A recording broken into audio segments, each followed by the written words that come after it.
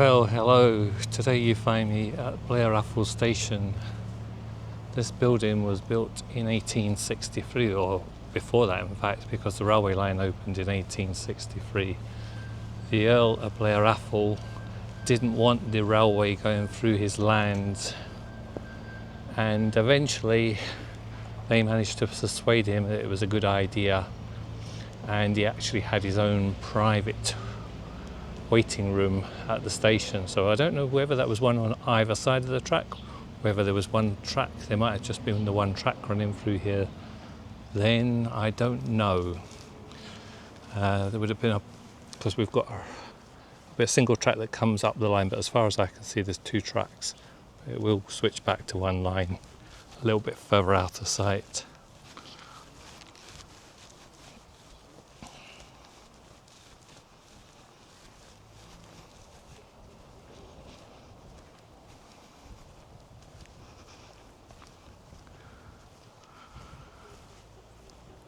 Another one of these lovely bridges. I'll take you up the bridge. We'll have a look from up the top of the bridge. Obviously the platforms these days have been extended considerably. In fact, there's no sign of the original platform at all. It might have even been timber. Probably was. Still got signals up there, mechanical signals in the signal box. And I think they're probably motorised, but there might be a linkage to them. And there was a train going through. I just missed one when I was on my way here. So this is looking into the direction of Inverness. And this is the second stop on the line when it opened, coming up from, originally the first part opened, I think it was 7 years before. Coming up from Perth to what was it, Braemar? No, not Braemar. Can't remember. You'll have to look that one up, I'm afraid. And also, a few days after the station opened here, the Queen came along, and she travelled on the railway as well. Blair Atholl is a really beautiful town, beautiful buildings. And just look at the railway station, yet another beautiful building. It says private house, so I don't know if people are living in the upstairs part of it. There's a door. It doesn't appear to have any body, I don't think, living downstairs. I don't think they would want to live downstairs. But who knows? The windows are all blacked out here. So here is the other waiting room. It's got chimneys and it's a timber construction.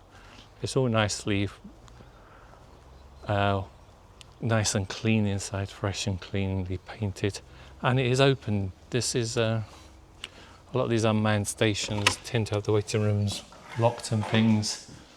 There's normally a camera in here as well, but I don't suppose you get much trouble out this way as far as vandalism, and I hope we never do. There's been an old fireplace just here.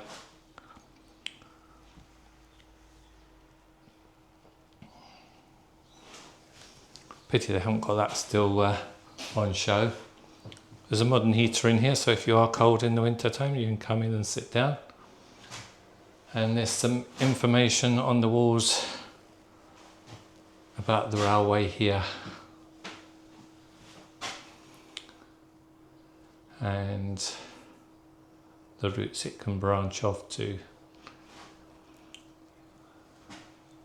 The Highland main line. After 1860, yeah, so it was done.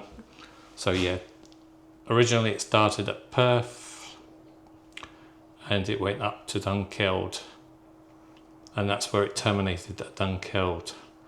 Then, yeah, got the dates here as well. So after 1863, this opened up and you could go up to Aviemore, etc., etc. Carbridge, Inverness, Forest, Nairn. Some newer pictures here. It's good to have a bit of information in the waiting room with it being so old. Sorry, the reflections are not good on these pictures because of the walls and the window opposite. So there's the Queen there when she came here just a few days after it opened, and it's actually showing a 6902 steam locomotive there, so that must have been one of the ones that was operating on the line back in those days. Seems to be some sort of railway shed there as well, but there's nothing like that. Photo Hamish Stevens Angus Railway Group, so I don't know who Angus Stevens is. There you go. So maybe that was operating that 16902 stock was operating on the first part of the line up to Dunkeld as well, probably. But I would need to check that out to be sure, because it might have been a bit of a later train, because when I'd looked before there didn't seem to be any information. So here's the original building across here, the main building. There's no waiting room open on that side of the platform either, so got a canopy there now. Maybe they had a canopy before, probably not. And where that ScotRail machine is, it's obviously been a doorway through there. That would have been the main entrance to the platform. But it's all been blocked up. Anyway, I think that's all I can tell you about it for today. It's concrete sleepers here, which is a bit different from down at Dunkeld. And there's another set of signals. There appears to be a sideline up the end here as well. Oh, there has been a sideline. There's still indication of the track, although it's not tied in. Doesn't appear to be tied in or points up there anymore. There's also these old telegraph poles, which are still getting used. It's just got one cable strung across them.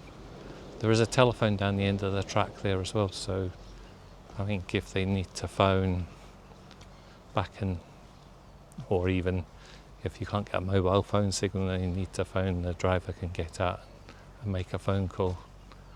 So anyway, hope you've enjoyed this video, and please do consider hitting the like button, and it will motivate me to making some more videos like this. There's a few more people arriving at the station now, so perhaps the train is due soon. There's a few backpackers, a lot of travellers and that.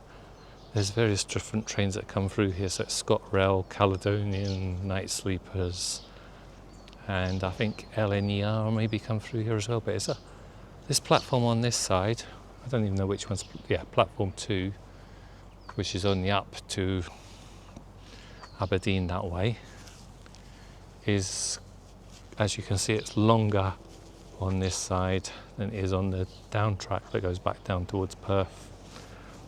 They both end at the points down there at the level crossing down there by the signal box. And that's as far as it goes.